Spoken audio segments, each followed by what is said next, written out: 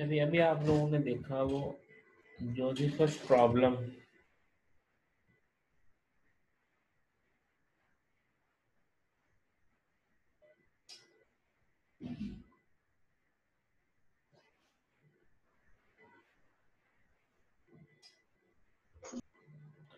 जी, अभी आप लोगों ने देखा जोसेफस प्रॉब्लम, उसका जो है आपने सॉल्यूशन देखा।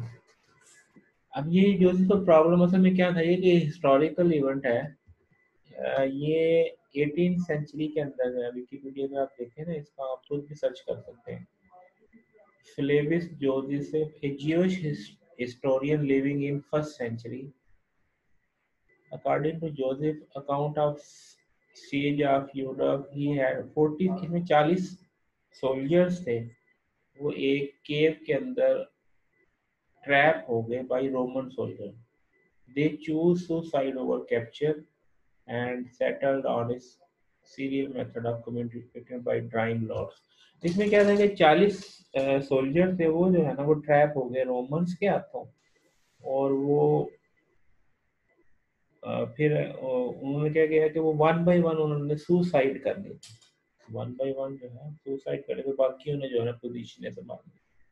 तो इस प्रॉब्लम को जो है वो जोसेफ प्रॉब्लम का नाम दिया। तो उसको जो नॉर्मली जो है हमारे पास डाटा स्ट्रक्चर मौजूद है, सर्कुलर लिंक लिस्ट के। आप एक एलिमेंट को जो है, जैसे अगर आप यहाँ पे इस कोड में देखें तो सर्कुलर लिंक लिस्ट बनाई और उसके अंदर जो है वो एलिमेंट्स ऐड कर दिए हमने। स्टार्टिंग पॉइंट नंबर 3 को किया और आपने वो लूप लिस्ट को तो स्टार्ट पे लेके गए और वाइल का लूप चला दिया जब तक लेंथ ग्रेटर देन 1 है। और 1 बाय 1 जो है वो एलिमेंट आता जाएगा और उसको हम रिमूव करते जाएंगे, शो करता जाएगा। ये रिमूव हो गया, ये रिमूव हो गया, ये रिमूव हो गया, और जो आखिर में बच जाएगा वो लीडर होगा। अच्छा, अब इसमें इस काम को सर्कुलर लिंक लिस्ट के अंदर तो बहुत आसान है और ये सोल्यूशन हो गया। अगर इसी को आपको एरे के अंदर मेंटेन करना पड़े तो मुश्किल हो जाएगा थोड़ा, कि उसको आपको वो सारा मेंटेन करना पड़ेगा, वो सारों को अपडेट डिलीट करना हो जैसे आप करते थे। एरे का एक एलिमेंट डिलीट करते सारों को शिफ्ट करना और फिर एरे का साइज मेंटेन करना और फिर ये सारा काम एरे के अंदर थोड़ा सा डिफिकल्ट हो जाएगा। To illustrate the fact that the choice of the appropriate data structure can significantly simplify an algorithm. अब इसमें बताने का मकसद क्या है कि बाज दफ़ा डाटा स्ट्रक्चर की सिलेक्शन से आपका प्रॉब्लम जो है वो आसान हो जाता है।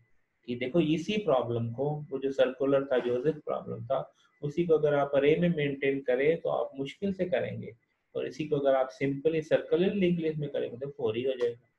तो वो यही बात, to illustrate the fact that choice of appropriate data structure can significantly simplify an algorithm.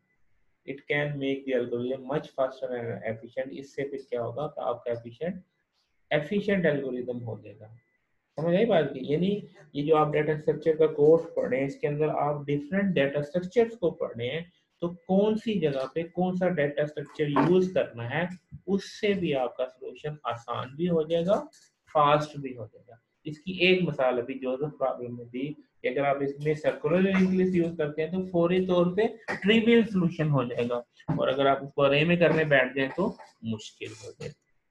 Later we will see how some elegant data structure lie at the heart of major algorithm. आगे हम जैसे stack पढ़ेंगे, link list पढ़ेंगे, फिर साथ में बताएंगे कि कौन से सिनेरियो के अंदर कौन सा डाटा स्ट्रक्चर सूटेबल है। एंटायर इन एंड अब एक और कोर्स भी पढ़ेंगे, design and analysis of algorithm. वो इसी सारी चीजों को कवर करता है। Design and analysis of algorithm devoted to this topic. इसी से एलिमेंट है कि कौन सा एल्गोरिथम कौन से सिनेरियो में बेस्ट रिजल्ट प्रेजेंट करता है। ठीक है जी, वो आप लोग भी कोर्स पढ़ेंगे, परेशान ना हो। अच्छा, we have look at 4 different implementation of list data. जब आप लोगों ने देखे, आपने अभी तक जो सारा काम अभी तक हमने जो पढ़ा है वो क्या पढ़ा था, लिस्ट के मतलब लिस्ट डाटा स्ट्रक्चर की बात की थी। उसी लिस्ट को हमने एरे से भी इम्प्लीमेंट किया, उसी को हमने सिंगल से भी किया, उसी से डबल से भी, उसी से सर्कुलर से भी। वो ही उसी के जो ऑपरेशन थे, नेक्स्ट था, बैकवर्ड था, और ट्रेवर्स था, और फिर सर्च था, और फिर इंसर्ट था, डिलीट था।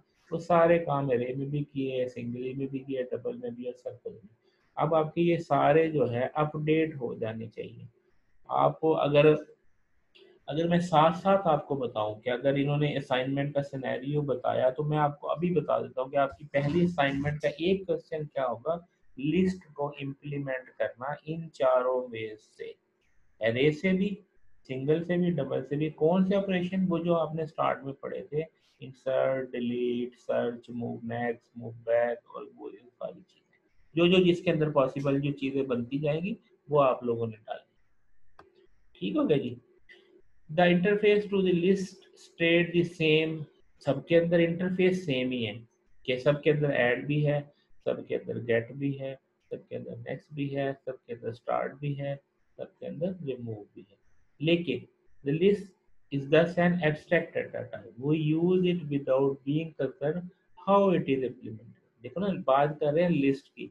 लिस्ट क्या है? Abstract data type. सबका इंटरफेस में यही चीजें हैं, ऐड भी है, गेट भी है, नेक्स्ट है, लेकिन हमें इससे कंसर्न नहीं है कि लिस्ट को इसमें इम्प्लीमेंट किया है, इसमें किया है, इसमें किया है, या किसमें किया है, हमें इससे कंसर्न नहीं है। What we care about is the method that are available for use with the list ADT. हमें तो उससे गर्ज है कि कौन कौन सी ऑपरेशन है। We follow this theme when we develop other ADT. We will publish the interface and keep the freedom to change implementation of ADT without affecting user of ADT. इसका मतलब ये है कि लिस्ट के बैक पे आप change कर रहे हैं तो यूजर को कोई फर्क नहीं पड़ेगा, उसको वो सारे ऑपरेशन वैसे ही मिलेंगे। सिर्फ इम्प्लीमेंटेशन आपकी मर्जी है, एरे में की आपने या लिंक लिस्ट में की, सिंगल में की है, डबल में की है, सर्कुलर में की, जहां भी। The C++ classes provide us the ability to create such identity। ये आप लोग पूरा कोर्स पढ़ चुके हैं एडीटी का, एब्स्ट्रैक्ट डाटा टाइप का पढ़ा ना, क्लास बनाई थी आपने, पढ़ा है ना भाई? फिर सो गए। स्टैक क्या है? Stack is a real life stack of books, stack of plates. अब अगला डाटा स्ट्रक्चर शुरू हो गया हमारा, लिस्ट का जो डाटा स्ट्रक्चर है वो मुकम्मल हो गया। अगला डाटा स्ट्रक्चर क्या है? स्टैक का। स्टैक रियल टाइम में क्या करते हैं हम, किताबों के ऊपर किताबें किताबें रखते हैं, तो आसानी क्या है, सबसे ऊपर वाली उठाएंगे, फिर उससे अगली उठाएंगे, फिर उसको, या प्लेटें रख लेते हैं, प्लेट के ऊपर एक प्लेट एक प्लेट, तो वो हमारे पास क्या है, add new item at the top. तो जो भी नई किताब रखेंगे उसके ऊपर रखेंगे, दरमियान में नहीं घुसाएंगे, उसके ऊपर रखेंगे। प्लेट दरमियान में नहीं घुसाएंगे, उसके ऊपर रखेंगे। तो रिमूव आइटम ऊपर से ही निकाल लेंगे, ऊपर से ही रखेंगे। Stack data structure is similar to real life collection of element arranged in linear order, can only access element at the top। Element को आप टॉप से ही एक्सेस कर सकते हैं। इसके ऑपरेशन कौन कौन से हैं?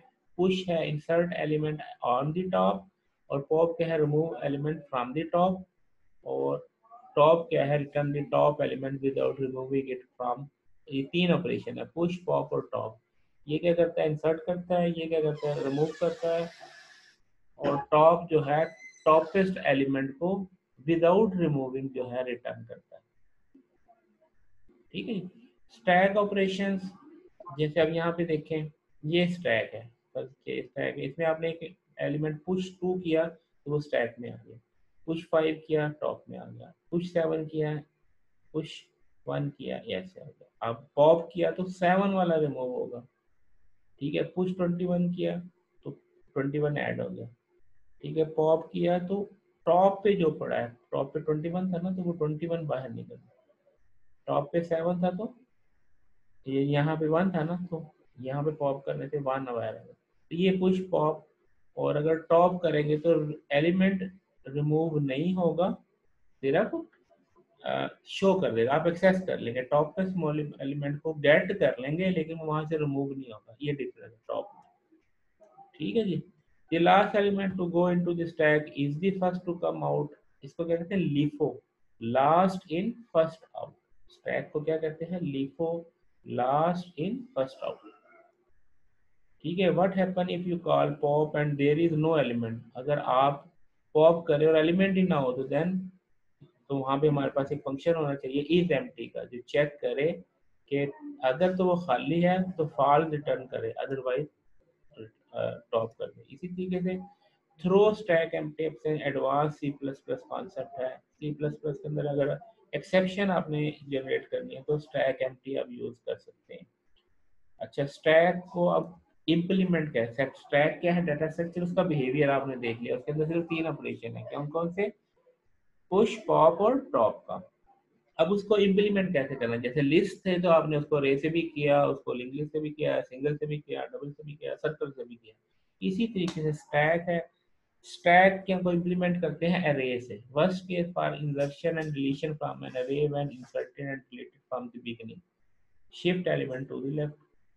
अब वर्स्ट केस क्या है अरे के अंदर कि अगर आप स्टार्ट के अंदर एलिमेंट इंसर्ट करते हैं तो सारों को शिफ्ट करना पड़ता है। स्टार्ट के अंदर अगर एलिमेंट को रिमूव करते हैं तो सारों को फिर पीछे लेफ्ट को शिफ्ट करना पड़ता है। अच्छा, उसका बेस्ट क्या है कि आप लास्ट में क्यों नहीं करते?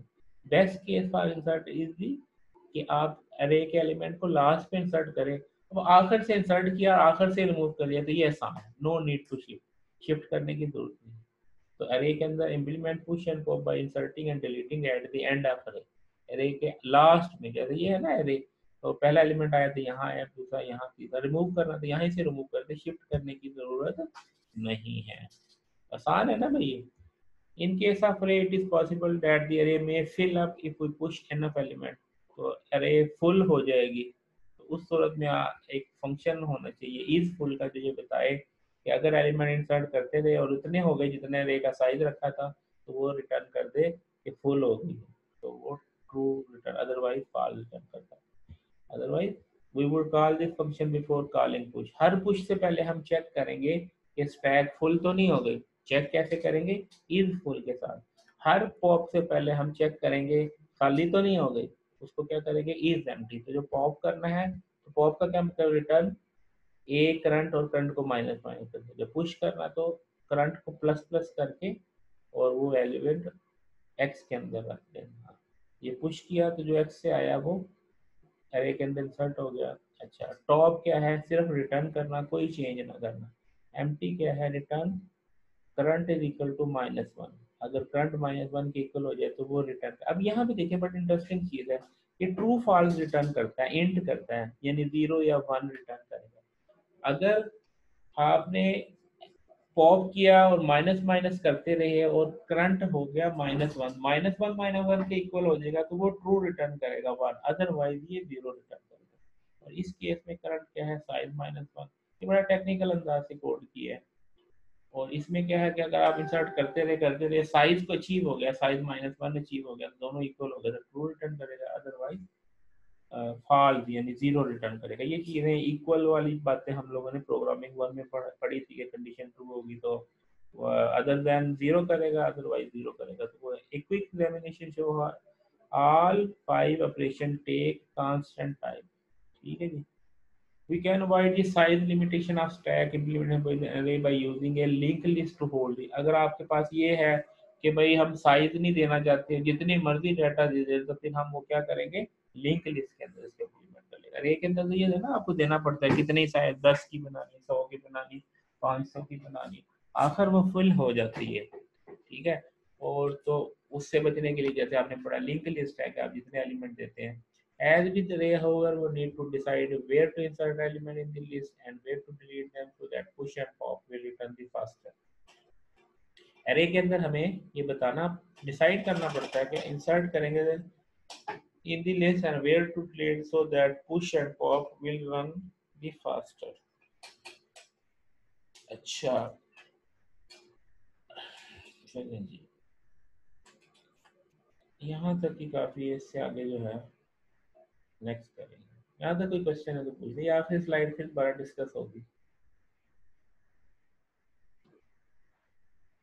ठीक है जी, अटेंडेंस सेंड कर देना सीधा।